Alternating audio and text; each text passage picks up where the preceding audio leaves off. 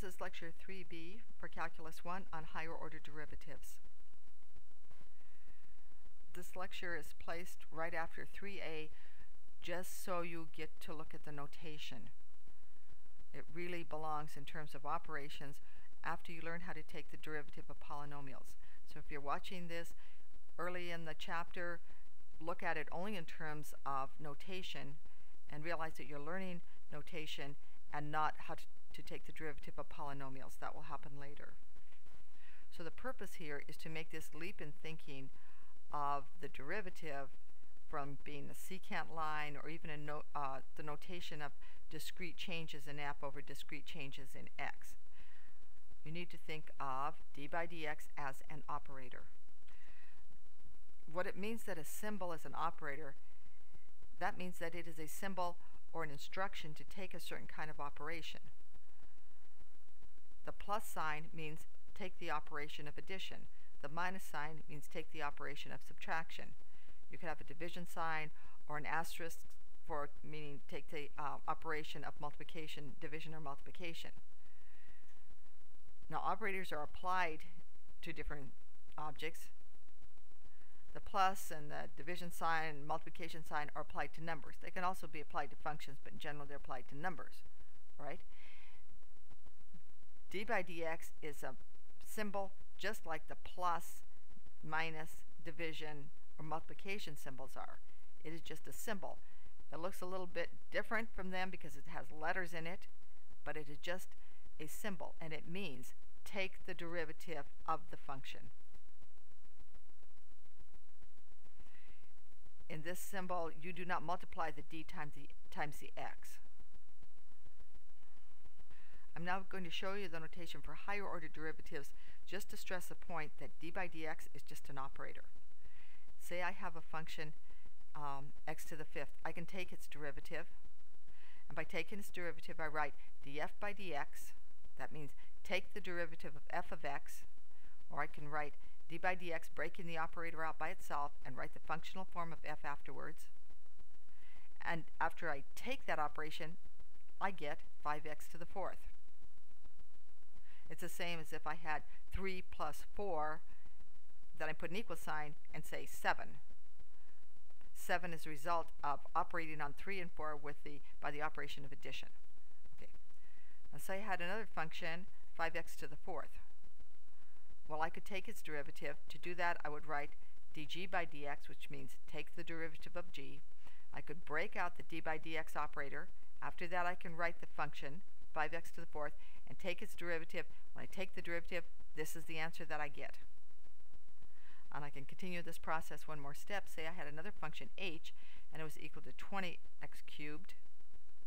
I could take the derivative of h, dh by dx. I can break out the operator, d by dx, write the functional form, 20x cubed, and after I take the derivative, which if you're early in the course, you might think that you have to use take the limit of the difference quotient, but there are easier ways. Okay, but say I do that operation, I end up with an answer, 60x squared.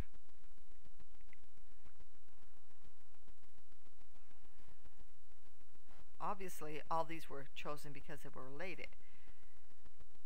This function was the answer I got from taking the first derivative. This answer was the function I got after I took the derivative of g.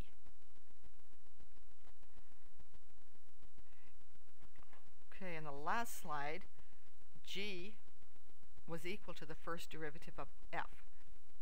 So when I start to write dg by dx, I could break out the operator, but then I can replace it with what g really is in terms of f, df by dx, right? And when I take those two operations, I get 20x cubed. This term here in the middle, get this back here a second.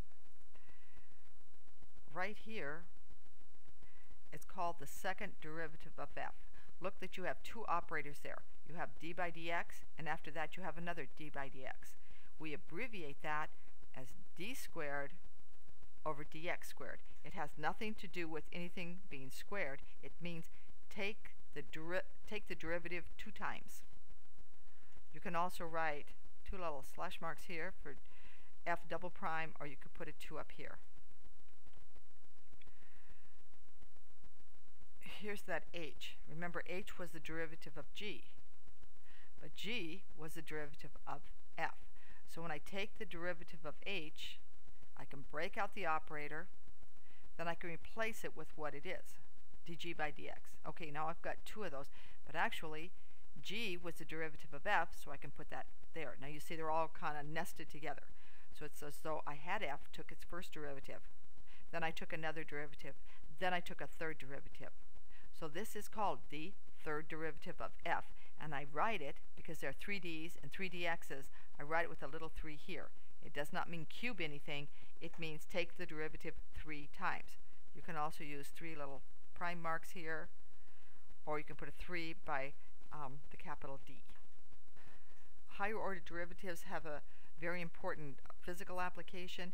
If you start with the equation of the displacement of a function or the motion of a function, we'll call that s of t. If you take the first derivative, you get velocity. If you take the second derivative, you get acceleration. If you take the third derivative, you get what is called jerk, or sometimes surge or jolt.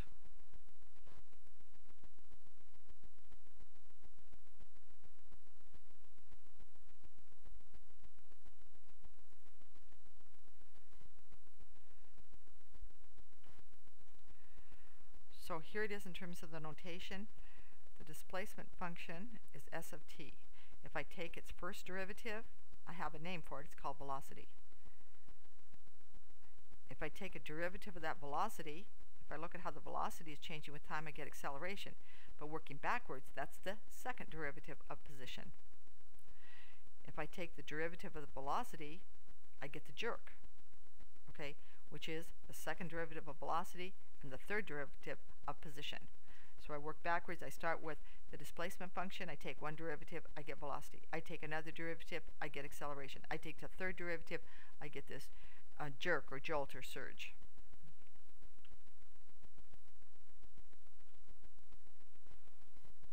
When you go to evaluate these higher order derivatives, there is no shortcut. Say I have this function here, which is a polynomial, and I want to take the third derivative. See the 3 up here? Maybe that's an expression for the displacement of a particle, and I want to take the third derivative so that I would find the jerk. Okay. I have to start on the inside here and take the first derivative. When I'm done with that, I get a function. I take the derivative of that and get a second derivative. Then I take the derivative of this function, and I get the third derivative. In other words, to evaluate the third derivative, I have to take the first, the second derivative, and then the third derivative. I just want to make a quick point on when those derivatives do not exist. Polynomials, for example, have infinitely many derivatives.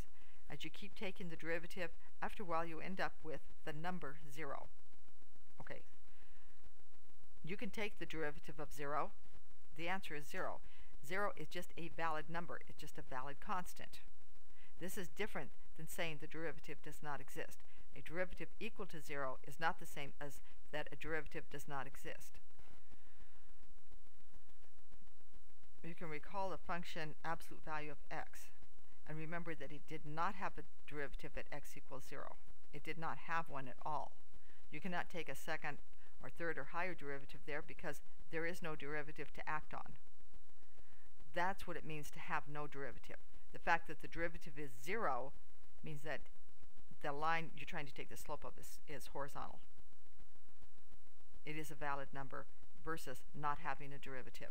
Again, if you're watching this early, realize this is probably stuff that you'll learn in just a couple of lectures. Actually, right now the idea is to look at the notation and remember that d by dx is an operator. It means take the derivative of the function that follows it.